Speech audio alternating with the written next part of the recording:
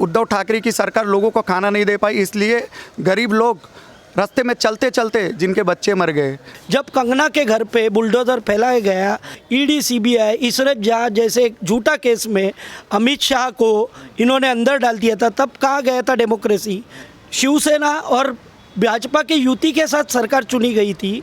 अरे जो 2.5 साल मंत्रालय में नहीं गए एक दिन, तो वो कैसे सरकार चला सकते हैं? खाली पुत्र मोह में और सत्ता के लालच में इन्होंने बाला साहब के सारी सिद्धांत तापी निधि में डुबा दी। सरकार ने इतना तक व्यवस्था नहीं कर पाया कि लोगों को राशन मिल सके, लोगों को खाना मिल सके। स्थिति ऐसी थी कि यहाँ पर सब लोग चाय पीने के लिए जमा हुए हैं, चाय पर चर्चा करते हैं कि सर यहाँ पर पिछले 10 साल में मोदी जी की सरकार रही देश में, आपको क्या लगता है क्या अच्छे काम किए मोदी जी ने? मोदी जी ने 10 साल में जैसे विरोधक आरोप करते हैं, जो खुद 70 साल में कुछ नहीं किए, वो विरोधक पे आरोप करते हैं लोकशाही ख़त्म करने की, डेमोक्रेसी ख़त्म करनी चाहिए, संविधान बदल करने की।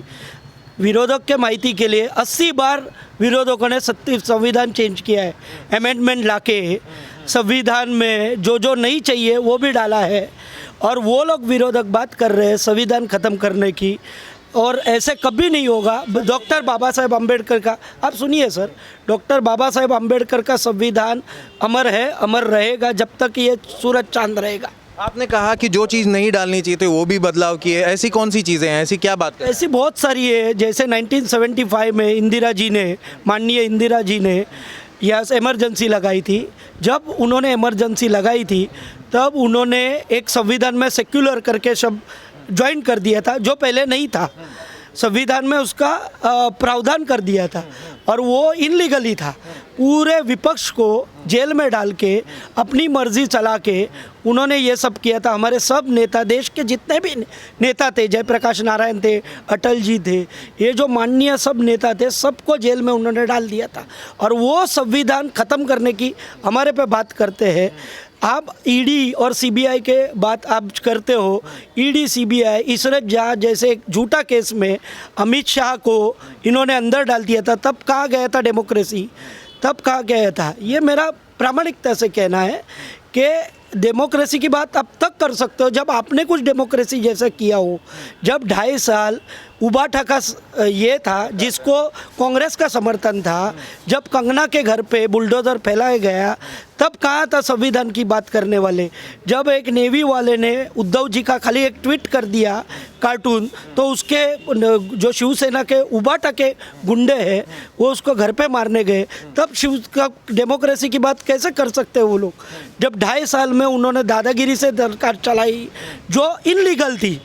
शिवसेना और भाजपा की युति के साथ सरकार चुनी गई थी, उसको काट के इन्होंने, उद्धव जी ने सत्ता के लिए अब और पुत्र मोह में कांग्रेस के साथ, जो बाला साहब बोले थे जिस दिन कांग्रेस के साथ जाने की समय आएगा मैं अपना पक्ष विसर्जित कर दूंगा, ये फॉर्म पे है। सर मगर जब बात कर रहे हैं उद्धव ठाकरे जी की, तो पहले इनकी बात पक्की नहीं हुई थी कि कौन यहाँ पर सीएम बनेगा?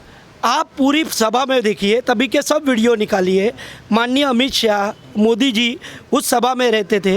उस सभा में देवेंद्र फडणवीस हमारे नेता रहेंगे ये बोला जाता था।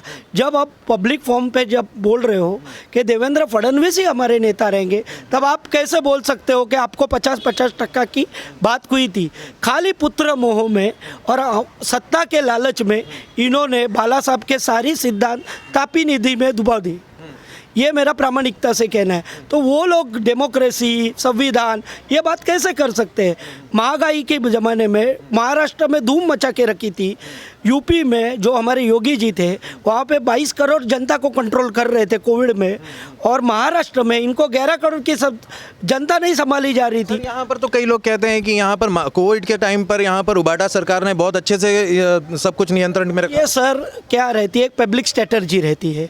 आप कोई मीडिया वाले को, कोई एक जो न्यू ट्रेडर्स है, मैं सब मीडिया वाले की नहीं बात कर रहा हूँ, कोई न्यू ट्रेडर्स है, उनको पकड़ के अपना कैसे चमकाना है। अरे जो 2.5 साल मंत्रालय में नहीं गए एक दिन, तो वो कैसे सरकार चला सकते हैं? जबकि हमारे जितने भी प्रतिपक्ष के नेता थे, देवेंद्र जी तब अपोजिशन लीडर थे, हर दिन घूमते थे, हर दिन कितने वैक्सीन मिले, कितने लोगों को खाना मिल रहा है कि नहीं। तो आपका कहना ये है कि इन शॉर्ट यहाँ पर उद्धव ठाकरे जी की जब सरकार थी, यहाँ पर उन्होंने कोविड के समय स्थिति को ढंग से हैंडल नहीं किया। नहीं किया। इसका उदाहरण महाराष्ट्र के आंकड़े हैं। जो मर गए लोग उनको पूछो उनके घर में क्या था। वैक्सीन नहीं मिल रहा था सर, ऐसे हो रहा था, बाहर से वैक्सीन मंगाना पड़ रहा था। मोदी जी पूरे देश को वैक्सीन दे रहे थे। जो इंडिया पे ये लोग ये कर रहे हैं एलिगेशन, वही जो अपने पूरा भारत देश है, वो भारत देश दूसरों को वैक्सीन दे रहा था सर। और वो लोग पे कैसे डेमोक्रेसी और इसकी बात करने की उनको अधिकार ही नहीं है सर। सर आपके पास वापस आऊँगा, आपसे भी यही प्रश्न पूछना चाहूँगा कि कोविड के टाइम पर उस समय उबाटा सरकार की, उद्धव ठाकरे जी की सरकार का यहाँ पर नियंत्रण, यहाँ पर कामकाज कैसा रहा? सर बिल्कुल स्थिति सरकार के कोई नियंत्रण में नहीं थी। हाहाकार की स्थिति थी। मैं एक उत्तर भारतीय समाज से हूँ, तो बड़े पैमाने पे मैं हॉकर्स से जुड़ा हूँ। हॉकर्स से रिक्शे वाले हो गए, सिक्योरिटी वाले हो गए।